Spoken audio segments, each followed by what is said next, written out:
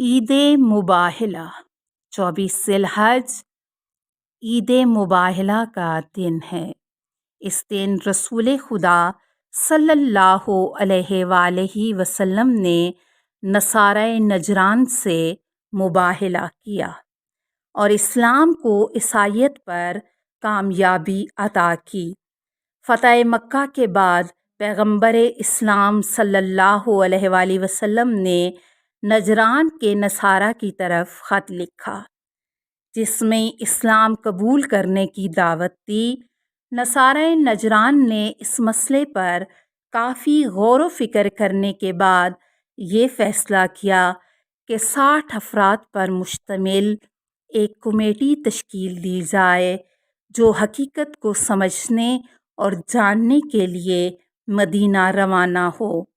नजरान का ये काफ़िला बड़ी शान व शौकत और फ़ाखिराना लिबास पहने मदीना मुनव्वरा में दाखिल होता है।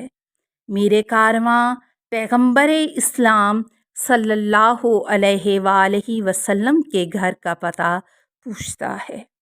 मालूम होता है कि पैगंबर अपनी मस्जिद में तशरीफ़ फरमा है।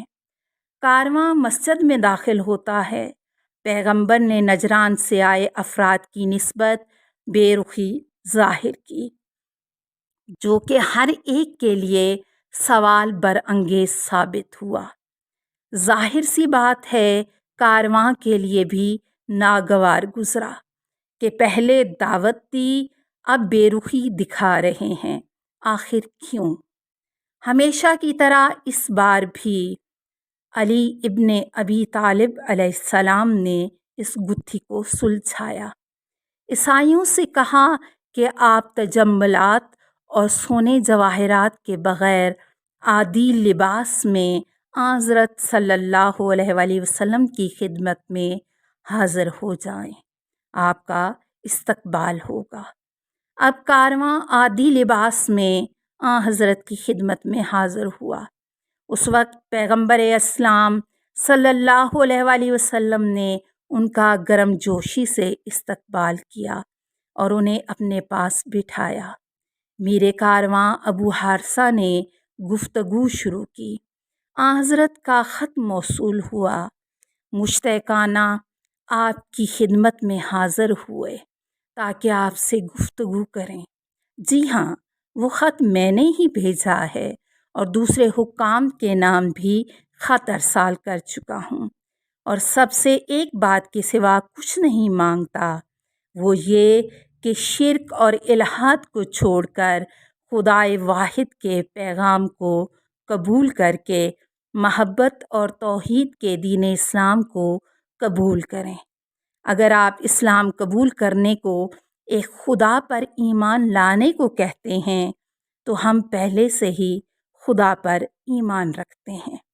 अगर आप हकीकत में खुदा पर ईमान रखते हो तो ईसा को क्यों खुदा मानते हो और सुअर के गोश्त खाने से क्यों इज्तनाब नहीं करते हो? इस बारे में हमारे पास बहुत सारे दलाइल हैं। ईसा मुर्दों को ज़िंदा करते हैं, अंधों को बीनाई अता करते हैं, बीमारों को शिफा बख्शते हैं। आपने ईसा अलैहिस्सलाम के जिन मोजज़ात को गिना वो सही हैं, लेकिन वो सब खुदाए वाहिद ने उन्हें एजाज़ात से नवाजा था। इसलिए ईसा की इबादत करने के बजाय उसके खुदा की इबादत करनी चाहिए। पादरी ये जवाब सुन के खामोश हुआ और उस दौरान कारवां में शरीक किसी और ने ज़ाहिरन शरहबील ने इस खामोशी को तोड़ा। ईसा खुदा का बेटा है क्योंकि उनकी वालिदा मरियम ने किसी के साथ निकाह किए बगैर उन्हें जन्म दिया है। इस दौरान अल्लाह ने अपने हबीब को उसका जवाब वही फरमाया। ईसा की मिसाल आदम की मानद है कि उसे माँ बाप के बगैर खाक से पैदा किया गया। सूरह आले इमरान आयत नंबर 59। इन्ना मासाला ईसा इंदल्लाहि कमासले आदम खल्कहू मिन तुराबिन सुम्मा काला लहू कुन फयाकून। इस पर अचानक खामोशी छा गई اور سبھی بڑے پادری کو تک رہے ہیں، اور وہ خود شرحبیل کے کچھ کہنے کے انتظار میں ہے، اور خود شرحبیل خاموش سر جھکائے بیٹھا ہے۔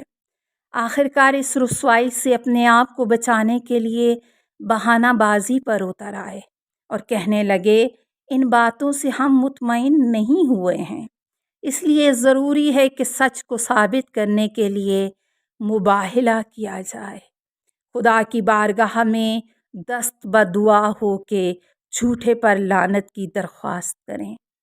ان کا خیال تھا کہ ان باتوں سے پیغمبر اسلام صلی اللہ علیہ وآلہ وسلم اتفاق نہیں کریں گے، لیکن ان کے ہوش اڑ گئے جب انہوں نے سنا، اے عیسائیو، اپنے بیٹوں، خواتین اور اپنے نفوس کو لے کے آئیں، اس کے بعد مباہلہ کرتے ہیں اور جھوٹے پر الہی لعنت طلب کریں گے۔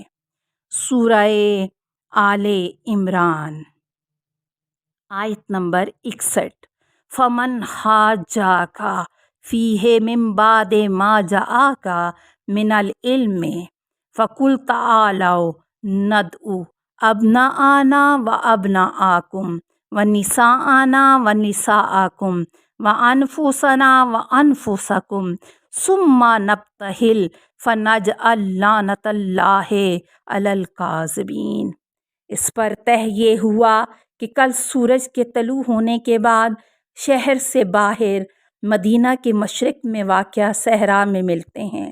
یہ خبر سارے شہر میں پھیل گئی، لوگ مباہلہ شروع ہونے سے پہلے ہی اس جگہ پر پہنچ گئے۔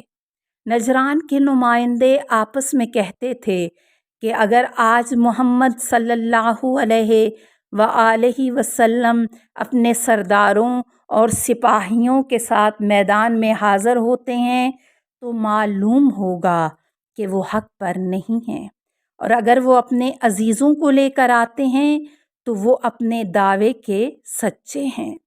سب کی نظریں شہر کے دروازے پر ٹکی تھیں۔ دور سے مبہم سایہ نظر آنے لگا جس سے ناظرین کی حیرت میں اضافہ ہوا۔ جو کچھ دیکھ رہے تھے اس کا تصور بھی نہیں کر سکتے تھے۔ پیغمبر خدا ایک ہاتھ میں حسین علیہ السلام کو آغوش میں لیے اور دوسرے ہاتھ میں حسن علیہ السلام کو پکڑ کر بڑھ رہے ہیں۔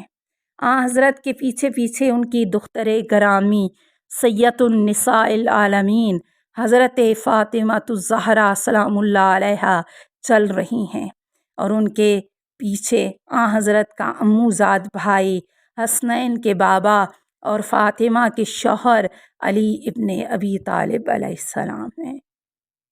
صحرا میں ہم ہمہ اور ولولے کی صدائیں بلند ہونے لگیں۔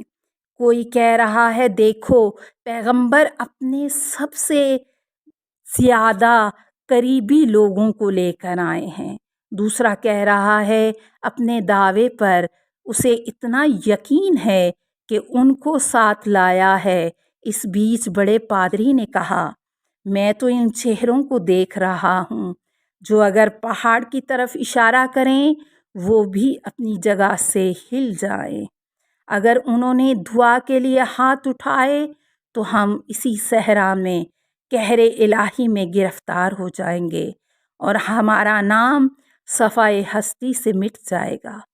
دوسرے نے کہا، تو پھر اس کا سدباب کیا ہے؟ جواب ملا، اس کے ساتھ صلح کریں گے اور کہیں گے کہ ہم جزیہ دیں گے تاکہ آپ ہم سے راضی رہیں، اور ایسا ہی کیا گیا۔ اس طرح حق کی باطل پر فتح ہوئی۔